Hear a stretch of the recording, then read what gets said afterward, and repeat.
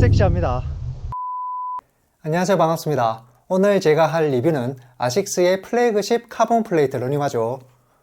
메타스피드 엣지 8입니다.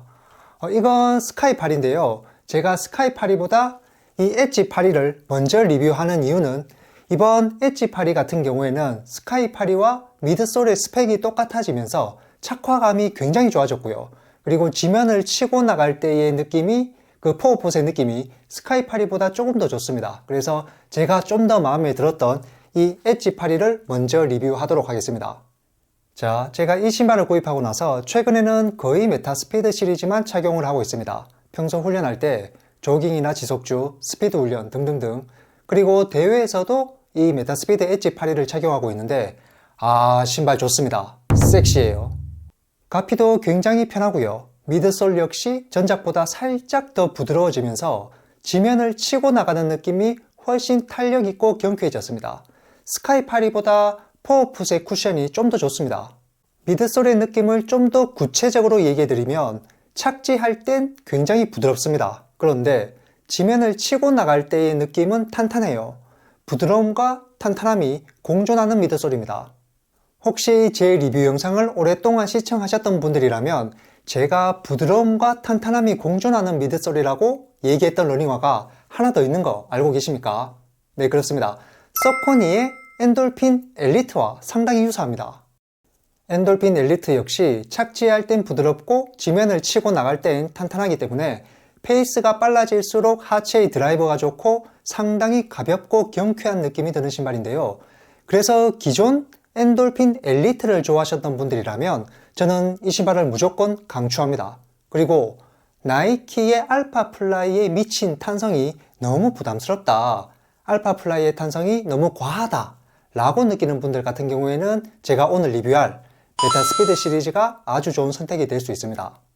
자, 그리고 혹시 스카이와 엣지 두 신발 중에 어떤 신발을 선택할까 고민이신 분들이 있으실 건데요. 대부분 이렇게 생각하는 분들이 많으시더라고요. 스카이는 보폭이 넓은 러너들에게 좋고 엣지는 보폭은 좁지만 발이 빠른 러너들에게 좋다 라고 알고 계신 분들이 많으실 겁니다. 그런데 보폭이 넓고 좁은 건 어떻게 판단하죠? 발이 빠르고 느린 건 어떻게 판단합니까? 예를 들어서 보폭이 1.3m 이상이면 넓은 겁니까? 케이던스가 190 이상이면 발이 빠른 겁니까? 확실하게 어떤 정해진 기준이 있습니까? 제 시청자분들은 숫자에 집착하지 마세요. 제가 드리고 싶은 말은 우리 인간의 몸은 로봇이 아닙니다. 그리고 개개인에 따라서 가동성과 유연성이 다 다릅니다. 어떤 사람에게는 케이던스 190, 200이 느린 게 될 수 있고요. 어떤 사람에게는 케이던스 190, 200이 굉장히 빠른 게 될 수 있습니다. 사람마다 다 다르다는 겁니다. 그러니까 어떤 숫자, 어떤 수치에 집착하지 않으셨으면 좋겠습니다. 그래서 제가 추천드리는 방법은 바로 이겁니다. 예를 들어서 본인이 5분 페이스로 달렸을 때와 4분 페이스로 달렸을 때를 비교하는 겁니다. 1분 이상 페이스가 빨라졌을 때 보폭은 굉장히 넓어지는데 케이던스는 크게 변화가 없는 분들이 있을 겁니다. 무슨 말인지 이해 가시죠? 페이스가 굉장히 빨라졌는데 보폭이 많이 넓어지는 분들은 메타스피드 스카이를 선택하시고요. 반대로 1분 이상 페이스가 빨라졌는데 보폭은 크게 변화가 없는데 발이 굉장히 빨라지는 분들이 있습니다. 보폭은 유의미한 변화가 없는데 케이던스가 20이나 30 이상 굉장히 빨라지는 분들 같은 경우에는 메타스피드 엣지를 선택하는 게 좋다, 이렇게 생각하시면 신발을 고르는데 훨씬 도움이 되실 겁니다. 그런데 제가 조금 전에 했던 말 기억하시죠? 인간의 몸은 로봇이 아닙니다. 이런 숫자, 이런 수치들은 제가 다시 한번 얘기 드리지만 그냥 참고만 하시는 게 좋고요. 제일 중요하고 가장 좋은 선택은 다른 건 다 필요 없습니다. 본인이 실제 매장을 찾아가셔서요, 직접 착용해 보시고 본인에게 느낌 좋은 신발을 고르는 게 정답입니다. 아시겠죠? 자, 그러면 제가 이 메타스피드 엣지 8의 디테일을 아주 짧게만 설명해 드리고 계속 얘기해 보도록 하겠습니다. 먼저 가피입니다. 가피는 구멍이 송송 뚫려 있는 한 겹의 얇은 메쉬로 되어 있으며 부드러운 재질이기 때문에 발 전체를 아주 편하게 감싸줍니다. 천천히 달리든 빨리 달리든 앞쪽부터 뒤꿈치까지 탄탄하면서 편하게 발을 잡아주기 때문에 만족도가 아주 높은 가피였습니다. 설포 역시 얇고 부드러운 재질이라 발등을 불편함 없이 잘 보호해 주었고, 신발끈은 두말할 필요 없죠. 나이키가 최초로 사용한 톱니 모양의 신발끈인데요. 제가 사용해본 신발끈 중에서는 이런 형태가 제일 좋습니다. 잘 풀리지 않고 탄탄하게 잡아주는 이런 신발끈 덕분에 가피의 만족도는 훨씬 올라가는 느낌입니다. 또한 깔창 부분을 보시면 발아치 부분이 튀어나와 있어서 조금 걱정을 했는데요. 제가 실제로 달려보니까 살짝 이물감이 있습니다만은 물집이 잡힌다거나 크게 불편한 느낌은 없었습니다. 전체적으로 이번 메타스피드 시리즈의 가피는 아주 잘 뽑혔습니다. 다만 한 가지 주의해야 할 점은 사이즈 선택을 신중히 하셔야 합니다. 이번 메타스피드 스카이와 엣지는 길이가 조금 짧게 나온 편입니다. 반치수 정도 짧게 나온 느낌인데요.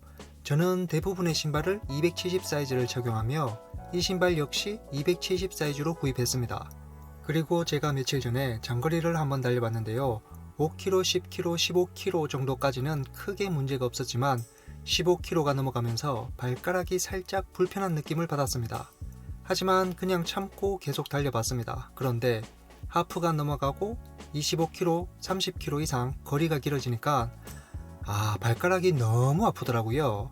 진짜 발가락이 부러질 듯이 아팠습니다. 당연히 발톱에 피멍까지 들었고요.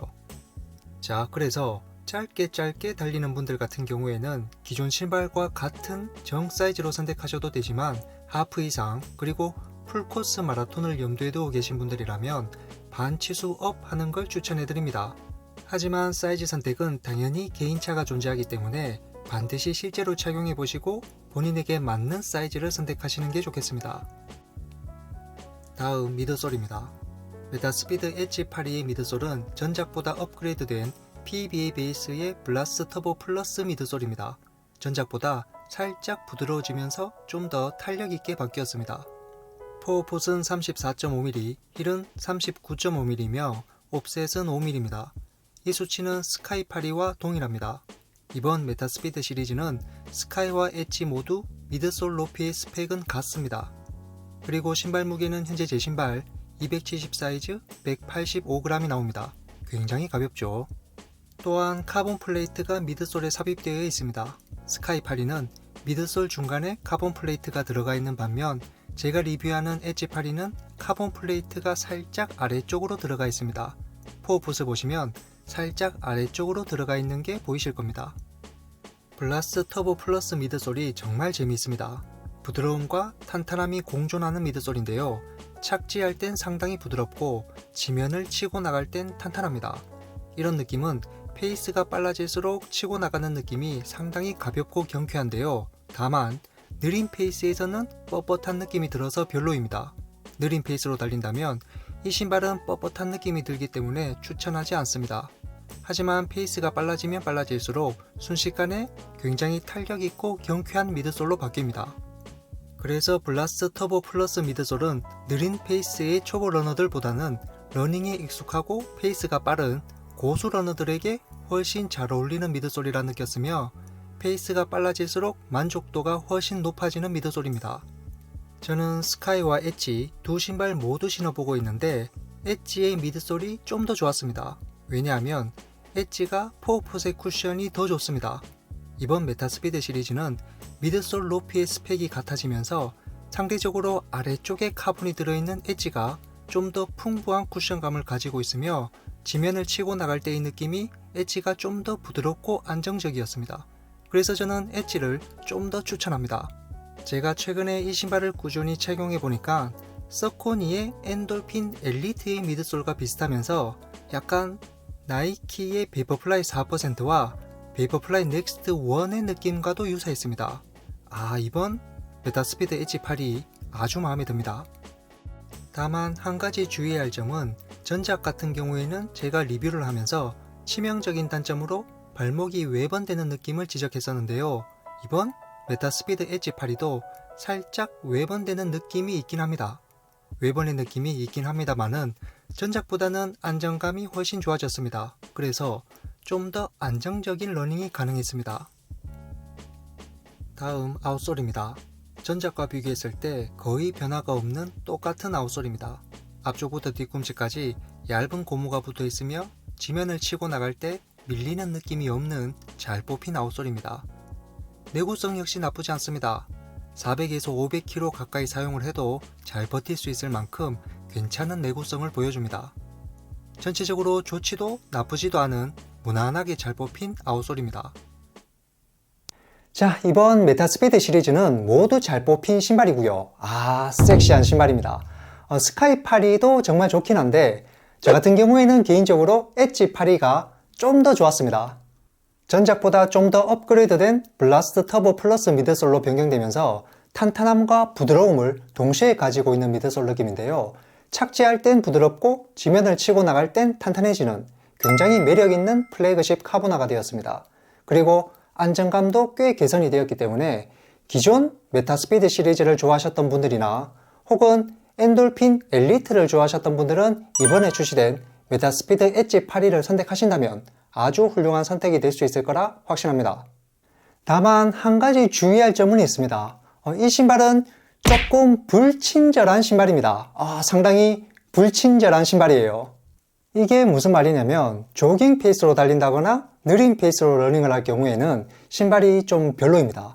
예를 들어서 제가 5분대, 6분대 페이스로 달린다면 신발이 좀 뻣뻣하고 착화감이 그다지 좋지 못해요.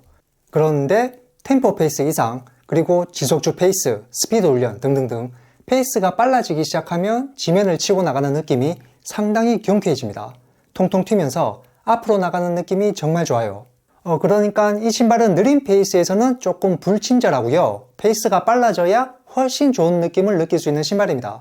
그래서 이번 메타스피드 시리즈는 초보 러너들보다는 러닝에 어느 정도 익숙한 빠른 페이스로 달릴 수 있는 고수 러너분들에게 훨씬 잘 어울리는 신발이니까 참고하시면 좋을 것 같습니다. 자, 그럼 오늘도 제 리뷰 영상 시청해 주셔서 감사하고요. 저는 다음 영상으로 또 인사드리겠습니다. 감사합니다.